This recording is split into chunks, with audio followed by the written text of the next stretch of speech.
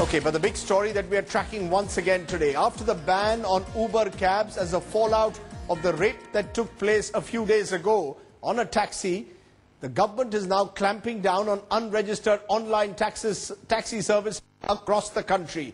Interestingly, the government, though, remains divided over the decision, with the Union Transport Minister saying a ban will serve no purpose. Customers, too, interestingly, are finding the ban to be hasty and unreasonable. We decided to conduct a reality check on how safe women feel while riding in radio taxis across the country. Simi Pasha, Rohini Swami and Pratibha Brahman now report.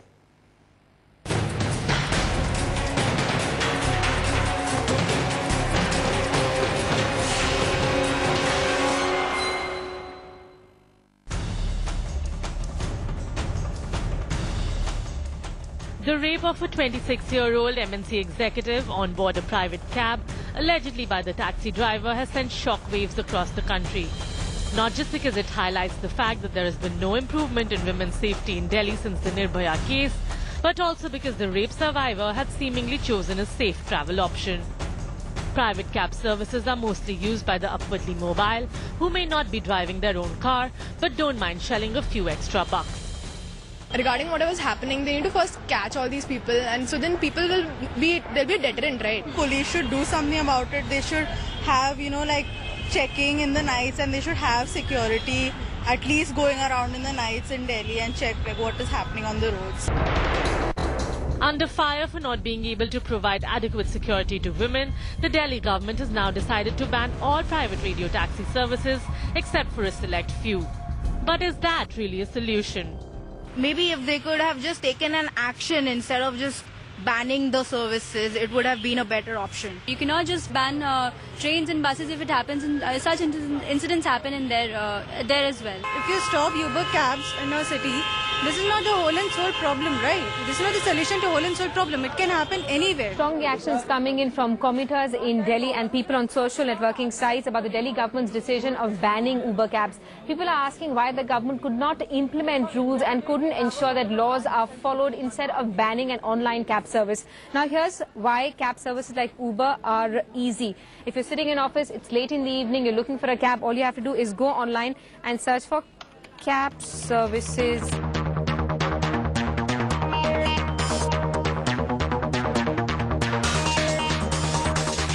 If you don't want to go online to book a cab, all you have to do is dial an easy-to-remember number. Say bye-bye to call center queues. Download the Ola Cab mobile app to book a cab with one touch. Transferring your call to our customer support executive. Within seconds of making the call, you receive a message giving the driver's name and mobile number and the registration number of the cab. The cab arrives at the designated location within 10 minutes. And this is the secret behind their success. Right, so within 10 minutes of me making a phone call, my cab is here. It's as easy as that. While cab services like Ola may have been banned from the streets of Delhi, it's not without reason that they're so popular. They reach on time within 10 minutes of you making a phone call, and you get exact details of the driver you'll have, where he'll pick you up from, and other credentials. They also have drivers who are friendly and seemingly reliable. Now, I've gotten a message saying that my driver is Harbinder Singh ji, who's come to pick me up. Harbinder Singh जी, आप इस cab service के साथ कितने साल से काम कर रहे हैं? मेरे को तो ये तकरीबन अभी मैक्सिमम 15 दिन के करीब हुए हैं। अच्छा, आपने जब ओला में अप्लाई किया तो इन्होंने कोई वेरिफिकेशन प्रोसेस होता है क्या? आपको क्या पेपर भरने पड़े? हमारे को गाड़ी के पूरे पेपर जी, अपना ड्राइविंग लाइसेंस और अपना पैन कार्ड, अपना बैंक अकाउंट का चेक एक, वो सारा चीजें इन्होंने ली। ये कोई मोबाइल ऐप है यहाँ पर जिससे आपकी मतलब ओला सर्विस जो ट्रैक करती है आपको, आपके हेड ऑफिस को कैसे पता चलता है कि कौन सी सर्विस, कौन सी कैब सबसे ज्यादा डेस्टिनेशन के पास है? वो अपने इससे ट्रैक से देख लेते होंगे जी, जो भी है कोई नजदीक उसको भेज देते हैं जी। As Simi tries taxis in Delhi, in Bengaluru, Pratibha and Rohini test their cab services. Now that the taxi has arrived, we will be travelling in this taxi from here to Yonpur to do a reality check and find out what are the kind of security measures that needs to be looked into, especially for we as women entering this taxi as customers. Be it Delhi, Bengaluru or any other metro, private cab services provide an easy transport option for many. As cab operators lodged their protest against the ban on Tuesday, they found support from unexpected quarters. आखिर व्यवस्था में एक cab में अगर गड़बड़ हुई तो cab बंद करने, इस प्रकार से तो मामला सॉल्व नहीं हो पाएगा। पर इसके बाद में भी इसमें अगर कुछ कमियां हैं, ऐसा दिल्ली सरकार के ध्यान में है, इसलिए उन्होंने कार्रवाई की होगी और मुझे लगता है कि उसके ऊपर उचित कार्रवाई निश्चित रूप से होगी। Is banning cabs in Delhi the solution to women's safety issues, or is the government missing a crucial policing link? With Rohini Swami, Pratibha Raman in Bengaluru and Simi Basha in Delhi, Bureau Report, Headlines Today. And typically it has raised a political controversy in Parliament as well. Just listen in to what the Home Minister Rajnath Singh had to say and what the opposition had to react on the fallout of the Delhi rape case. यह जो verification होना चाहिए, ये जो all India, ये जो taxi owner था, ये जो उबर कैब ऑपरेटर जो था, उसके बारे में इसको ऑल इंडिया परमिट हासिल था, लेकिन एनसीटी का जो है यह परमिट इसको हासिल नहीं था। यदि दिल्ली में यदि कोई चलाना चाहता है तो उसके लिए ऑल इंडिया परमिट के अतिरिक्त एनसीटी की भी परमिट या आवश्यक है, यहां पर भी उसका रजिस्ट्रेशन आवश्यक है। वह रजिस्ट्रेशन इसके पास नहीं था। कैबिनेट के सहयोगी मंत्री हैं, उन्होंने उबर के खिलाफ एक्शन की निंदा कर दी। कम से कम सरकार एक स्वर में बोले तो अच्छा लगता है। अगर सरकार को, आपने सदन में आए, आपने बयान दिया है, पर हमारे लिए मुख्य प्रश्न है कि पहले तो सरकार एक स्वर में बोले, आप तय कर लें, आप इसमें सहमति करके, चाहे आपके ट्रांसपोर्ट मिनिस्टर हैं, आप गृह मंत्री हैं भारत के।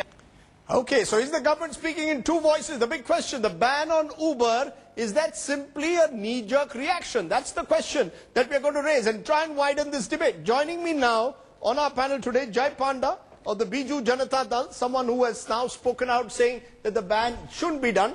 Kiran Mazumdar-Shaw, Chairman and Managing Director of Biocon, joins me from Bengaluru. Also joining me, Meera Sanyal, leader of the Aam Aadmi Party. She's also, of course, a leading corporate executive. I'm also joined by my other guest at the moment, Sudhanshu Mittal of the BJP is joining me. And I'm also joined by Kunal Lalani, Chairman Mega Cabs and President of the Association of Radio Taxis India, and Karuna Nandi, Senior Lawyer. So all bases covered.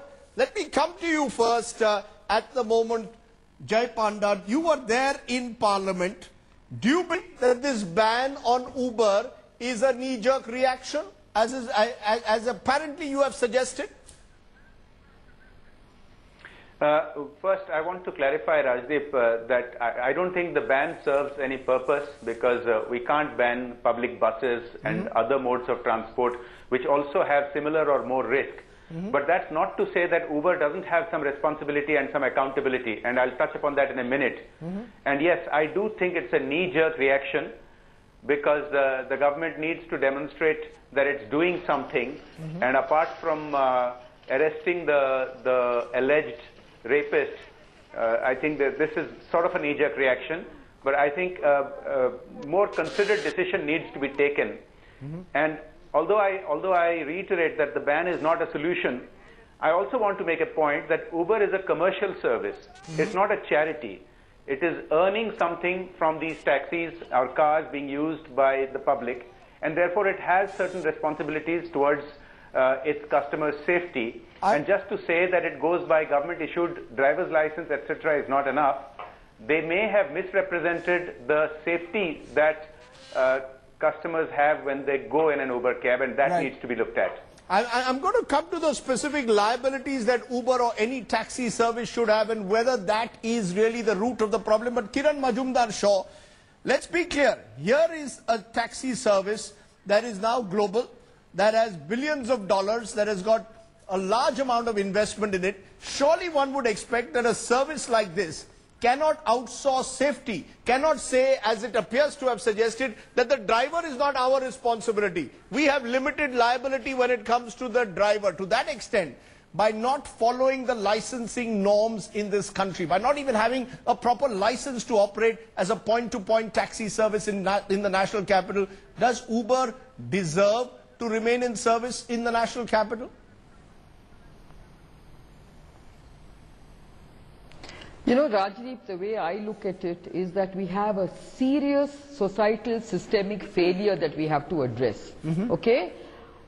Uber is successful everywhere in the world. I don't think they've had these kind of issues in any other city in the world. No, they have. They have. Let me correct you, ma'am. Let me correct you. Sorry to interrupt. There have been issues. Something about that. Ma'am, I'm sorry to interrupt. There have been issues with Uber when it comes to safety, both in the United States and in other countries. We've all heard now Thailand wants to ban the service. The worry is, in its quest for profit, is it compromising safety? No, but they want to ban it not because of safety. I'm sorry, Rajdeep. In Thailand, they want to ban the service not because of safety. They want to ban it because of regulations. Okay? Let's get the facts clear. But what I'm saying is, we have to look at a very serious malaise that we have. I am not trying to defend Uber. I certainly believe that Uber should be much safer and they should guarantee safety if that's what they're claiming. I think Uber needs to make sure that they go through standard operating procedures which look at safety. They have to do that much more in a country like India, in a city like Delhi. So I'm not trying to defend Uber at all. But I think we need to look beyond that. I think we need to look at the serious issue that we have in terms of keeping our women safe. Are you trying to tell me that even registered taxis are safe?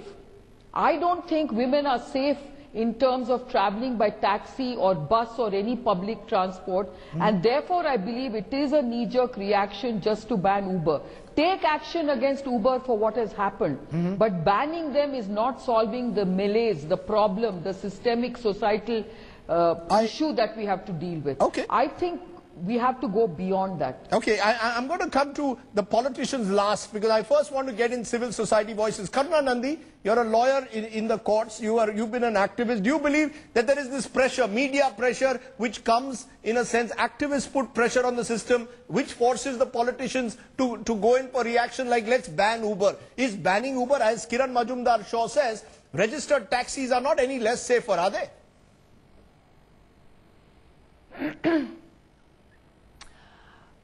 Look, I don't, A, I'm not an activist, B, I don't know which activist you're talking about, because the problem with this situation, and I've been extremely clear about this, and there have been a lot of protests, I think, and the protest that I have heard about is not about banning Uber. You know, this is really a knee-jerk reaction. Not that I'm saying that Uber should not be, and ban I think is the wrong word, but since they are not operating with a permit, there are various permits that they're not operating under. Let's be very clear that Indian law squarely applies to them, Rajdeep. Because they have provided services in India, they have held themselves out as being a safe taxi service, and those services have been taken by women, and there has been a deficiency in service. So one thing I fail to see is that why is this girl not being supported to claim massive damages from them, for a start. Secondly, they have been banned in Germany. There are cries to ban them in England.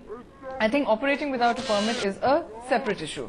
My question is this, is that why is there such a big focus on just the company when it is part of a larger ecosystem in terms of making sure that there are safe spaces for women? Karuna, hold on that thought. You've come to the question, which is the ecosystem. Let's look at that ecosystem for a moment. With me in the studio is someone who heads a radio taxi union. You know, in a sense, Mr. Kunal Lalani, is the issue that everyone wants to take shortcuts. Uber wants to take shortcuts, other radio taxi services, the government of India wants to take shortcuts. The policeman who seems to be giving that fake verification certificate or forged verification certificate, which he doesn't sort of go through, is taking a shortcut. Is it about the system taking a shortcut when it comes to issues of safety of women? Well, I can say on behalf of the radio taxi companies in India that we definitely do not take any shortcuts. You ensure verification, you ensure that the badges are there, you ensure that GPS is there in every taxi? Absolutely. It is mandatory as per the license conditions, and that's how the governments in various cities or the city governments formed those legislations and those schemes. And I can tell you there are right now 18 license holders in the country who are operating registered radio taxi services. And all of them are mandated to have complete GPS connectivity, 24-hour call center. And besides that, all drivers must be approved by the transport department. Are you saying therefore what happened in Uber is an exception that doesn't prove any kind of rule? Not it was really. Purely an exceptional situation. No, the new operators who are not licensed, Uber is one of them, there are quite a few others, are using unverified vehicles as well as drivers who just hold simple commercial licenses. So that is where the compromise happens. They are reducing their liability by effectively outsourcing the issue of drivers, of verification. That's what you're claiming. Okay, this is someone who, remember, is chairman of Mega Cabs and president of the Association of Radio Taxis. Let me then come to that ecosystem. Here someone is suggesting that the radio taxis are following the norm. But Sudhanshu Mittal, the ecosystem, the way I understand it, is that the political class has decided to pass the buck on to Uber and said it is Uber's problem in a way.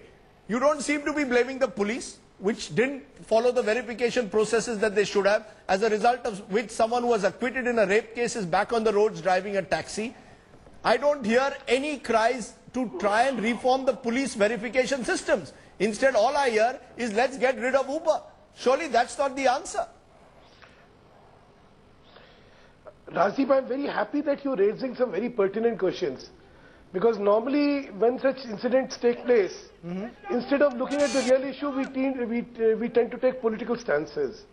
I'm happy you've raised the question, and let me not take a political stance on this issue. There are three aspects to it. One is the prevention, the other is the detection, and the third is the punishment when such incidents happen. First, prevention. You have to put in a system in place where without verification and complete background check, no driver, whether it be for a three-wheeler scooter, whether it be for a black and yellow taxi, or a radio taxi, or a Uber kind of a service, is able to ply on road. But that's not happening. Because in public transport, no, but I agree. I didn't hear your Home Minister say that. I didn't hear your Home Minister say that today in Parliament. You're talking about prevention, you're talking about the ecosystem now. I didn't hear it from your Home Minister. Your Home Minister said, we've now banned the radio taxi service, almost as if that is the resolution of the issue. Rajdeep, that's what I'm just saying. Please understand. The present regulations as framed do not require this. What do?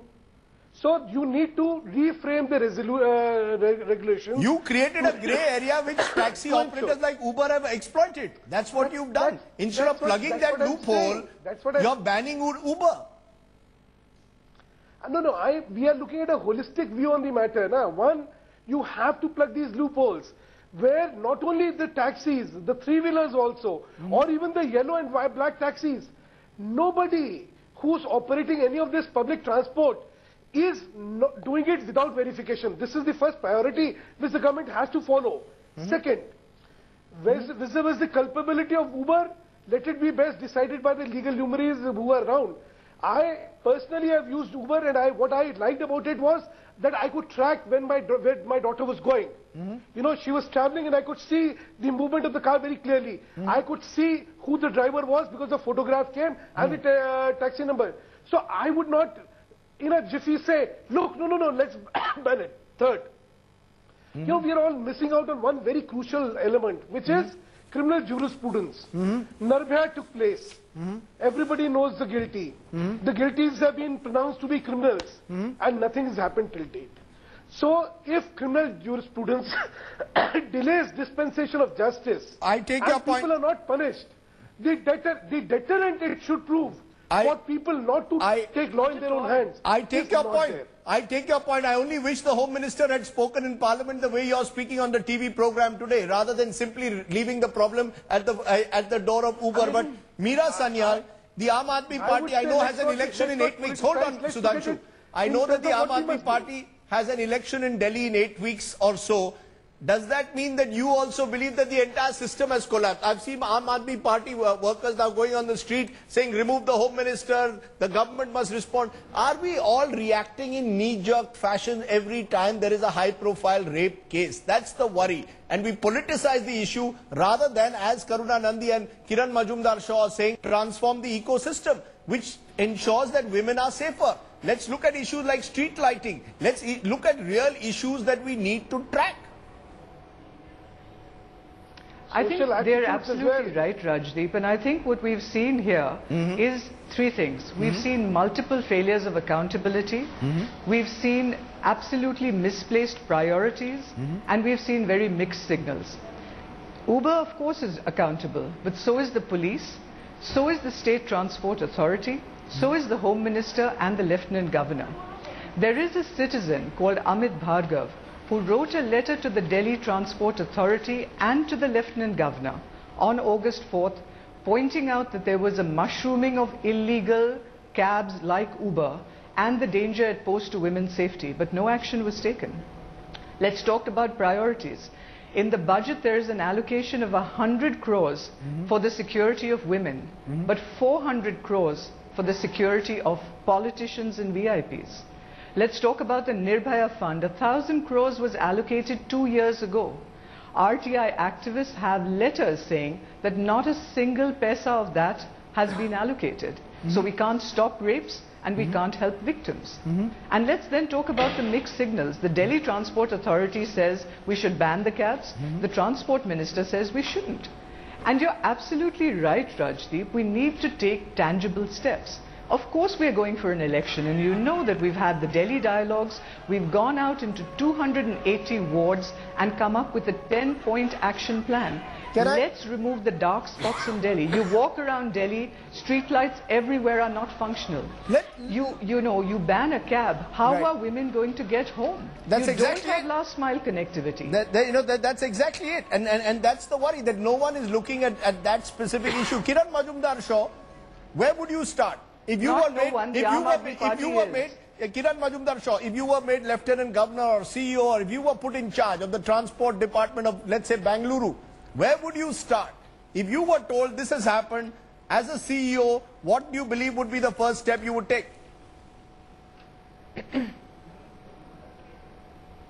See, I am a great believer in technology, which is what Uber uses. But they haven't done all what is required to make sure that technology ensures women's safety.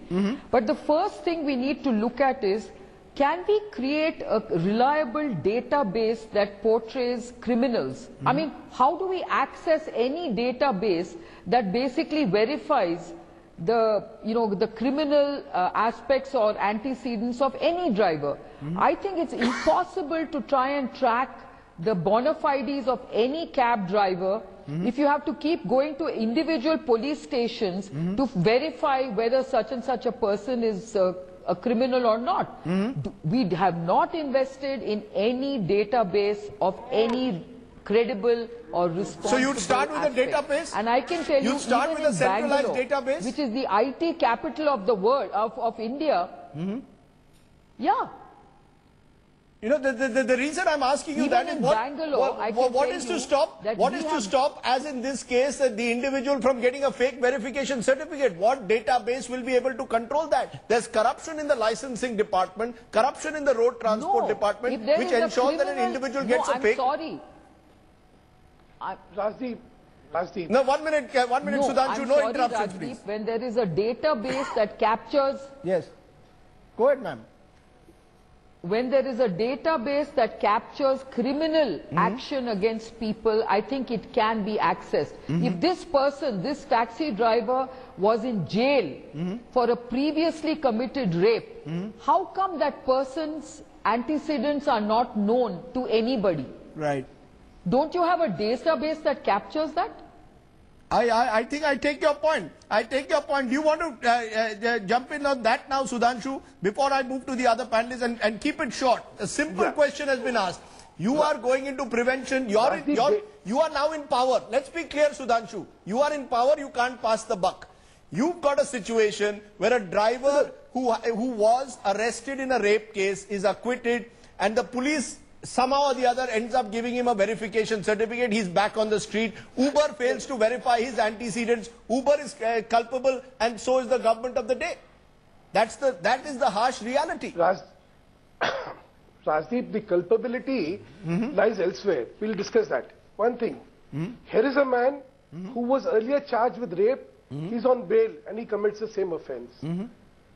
The criminal jurisprudence needs to be needs to be strengthened. We have to look, we are all missing out on one basic hold on. factor. Sir, I have taken your point. I have taken your point of criminal jurisprudence. He was acquitted in the case. I want to know, how did your database not have this? How did your database not have that someone who has been, who was charged in a rape case is back on the street driving a cab? Rajdeep, because you don't have a centralized database. Or the police verification, allow me. When the police verification itself is a forged document as stated by the Delhi police, what are we talking about? It's not a verification which has been done by the police because it's a forged document on the basis of which the company employed him. I'm again saying, the steps after this, we have to understand there has to be a multi-layered check on people who are driving auto rickshaws, who's driving black and white taxis, radio taxis, Uber kind of taxis, buses. There has to be a multi-layer check. Who's going to do that check? Let me take that to Kiran Nandi. The government of the day. Okay, the government of the day. Okay, you're conceding that. You're conceding that it's call for the government of the day. Okay, I'll get Jai Panda in on that and then come to Kiran. Jai, respond to that. That governments, whether it could be in your state of Odisha, it could be anywhere. Let's not only single out the BJP government at the moment because it's in power at the center. The Delhi police reports to the BJP government.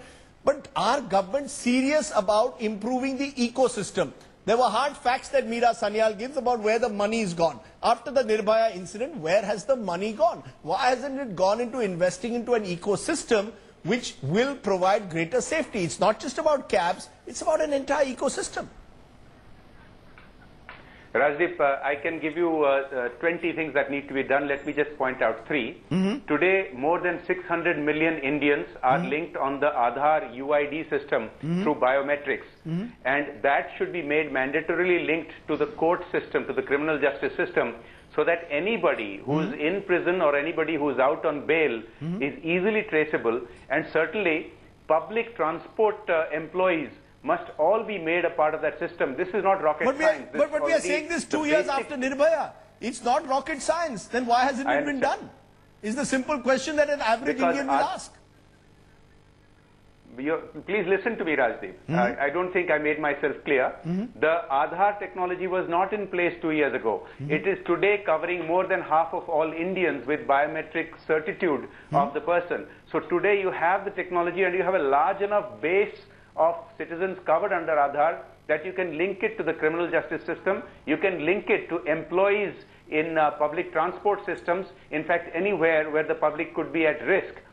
This is one simple step that could be done. This was not possible 2 or 3, 4 or 4 years ago. And I agree, the money which was made available at the time of the Nirbhaya incident has made an initial impact when you set up 5 fast-track courts. But the country needs dramatically large number of courts and more judges and more infrastructure to speed up the process, of the criminal judicial system. Can I just look at that issue of fast-track courts? It's now been mentioned twice, Kiran Nandi, you're a lawyer, that the system doesn't deter a rapist.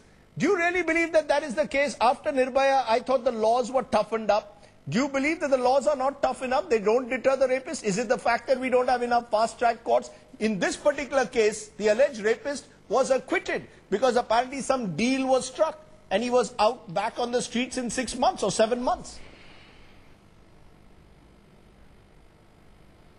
You know, we've heard the impugning of criminal jurisprudence. There's nothing wrong with criminal jurisprudence. It's the way the criminal justice system functions. We have about 14 judges per million in the country and we have about 21.5 judges per million in Delhi.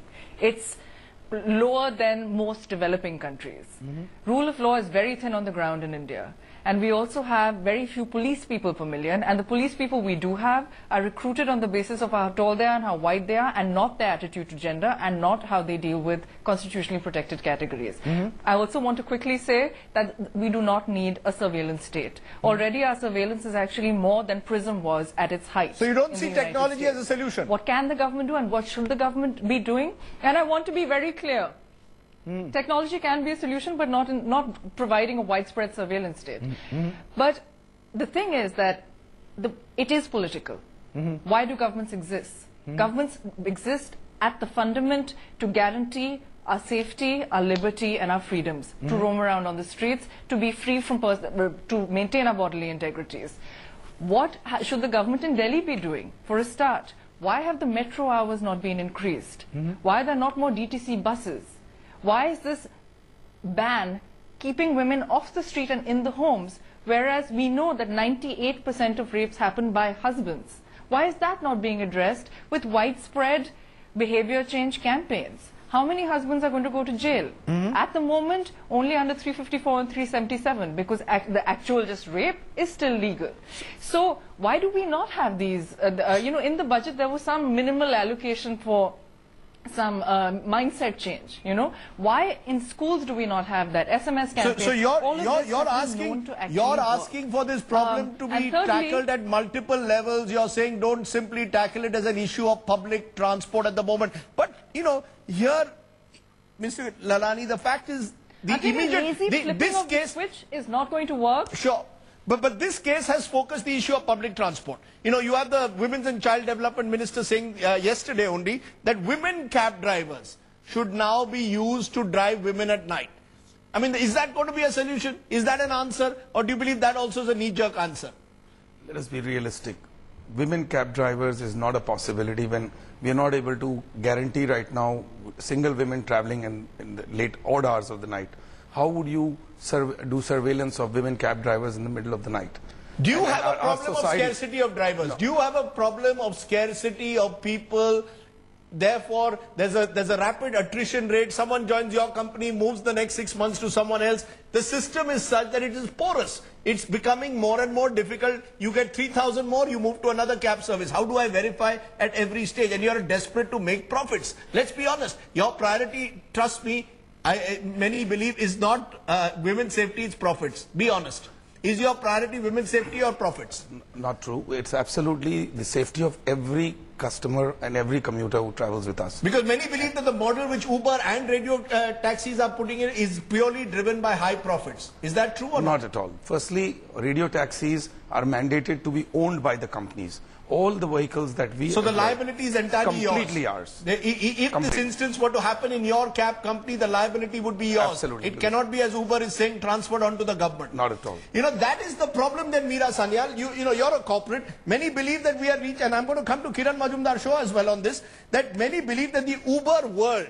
the world created by Uber, is outsourcing women's safety. Uber is a company based in San Francisco. It doesn't want to touch the issue of women's safety in a country like India. It's not a priority for a company like Uber. You believe that? Look, I mean, I think certainly Uber has failed. Let there be no doubt about that. But the responsibility of safety of citizens is not that of private companies or of cabs.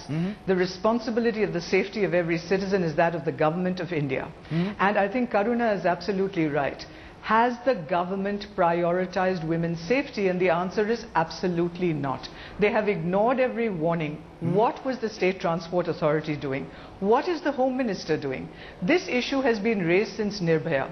Is this government going to allow the Delhi police to report to the Delhi Chief Minister when that government is in place? Is the Home Minister going to be held responsible, ma'am, for every rape in this country? Exactly. Are we going to reach the stage where Aam Aadmi Party goes to the Home Minister's house and says, you've got to resign because there's been a rape in a taxi? And by the way, Rajnath, I do want to tell you that yesterday the people who were protesting outside the Home Minister's house were detained for 9 hours. There were 100 policemen. I am asking another question, ma'am. Now that's a political response. Is that what the policemen should be doing? He's calling for the head of the Home Minister an answer. Isn't that also a knee-jerk response? Is someone accountable, Rajdeep? Is there a question, is there an answer to that? Who is accountable for the safety of women in Delhi? Is there anyone accountable? I'm going to ask all my panelists then, and I'm going to give you all 30 seconds then. Who should be held accountable then? Because accountability is big. And I'm going to start with you, Kiran Mazumdar-Shaw. 30 seconds. Who should be held accountable? Where does accountability begin and end? Who at the end of the day, come tomorrow, should be held accountable? It's a collective responsibility of society, the political class, and the companies operating the transport service. I don't think you can blame or pin the blame on one single entity. But that way no one will be held accountable, ma'am. Sorry to jump in. Then no one will be held accountable. The moment you say collective responsibility, everyone will pass the buck. No, it's not a question of accountability. No, but everyone has to be held accountable. No, it's not about that, Rajdeep. Are you trying to say that one of them is only responsible? No. I think we have a serious societal mindset problem. Women are not treated in an equitable way. I think that is the real root cause of our problems. We don't prioritize enough on women's rights, women's safety. I think that is the real serious issue. We don't take punitive action against rapists. We don't do enough to ensure safety. I think these are the real issues we are talking about. When will we prioritize this as a serious issue? For instance, SEBI has brought in a huge sexual harassment law which corporate India actually abides by. Are we applying the same sexual harassment laws to the political class? No. So, you know, let's look at the system. We are failing ourselves. Okay. You know, those are strong words coming from you, Jai Panda. Jai Panda, you want to respond to that as a member of that political class? You know, the responses I get on Twitter is, who are these politicians to talk about this Uber rape case when they themselves have rapists who are in parliament, or alleged rapists in parliament? These are the kind of responses that we get. You know, and there is a point there. People are angry because they believe that the system has not done enough, and in fact has patronized and even co-opted such individuals in the past. Indeed, and they have a right to be angry. And Rajdeep, you are aware, I have been advocating for the setting up of fast-track courts for particularly these two types of crimes, that is, crimes against women and criminal cases against elected politicians like MPs and MLAs. You know, if we set up fast-track courts for these two, I think this would have a disproportionately good cascading effect throughout society if these cases could be adjudicated faster. Of course, all cases need to be adjudicated faster, but the thing is, we only react to cases like this and the Nirbhaya case when there is a great hue and cry, but in the subsequent intervening time, we do not make the sanctions for the funding necessary for the fast-track courts, for the police reform, and for the many other things that are necessary to ensure systemic change. And so that is what we must be held accountable for. I'm going to leave it there because I think, you know, I've run out of time, and I think all of you have given solutions which are valuable, which are going well below. Yes, Sudhanshu, you raised your finger. Quick, 30 seconds. Yeah, this thing is, let's look at things in the perspective and not get into a blame game. We need to strengthen prevention, strengthen detection, and strengthen prosecution. Because without sending that chilling message that anybody violating law will not be spared, nothing will happen. Okay. If the rapist of Nirbhaya is still not hanged, then please, it's sending a very bad message. Okay, we're going to leave it at that. We're going to leave it at that because I think it's very clear that we need accountability, and it's a systemic accountability. It's not an accountability of an individual, it's the accountability of a system, an ecosystem that continues to fail the Indian woman. Appreciate all my panelists joining us this evening as we continue to focus on the fallout of the Uber case. My take, where do I stand? By banning Uber, the government has fallen into the classic trap of looking for a scapegoat to mark the larger issue of a systemic failure. That's what we believe. Yes, Uber has some tough questions to answer. How, for example, was it allowing its driver to operate without proper verification procedures in place? But the real problem lies elsewhere, especially in the weak, flawed licensing process for public transport services. Banning Uber may send out a strong message to other radio taxi services to ensure strict compliance. But who will police the police is a question we must also ask.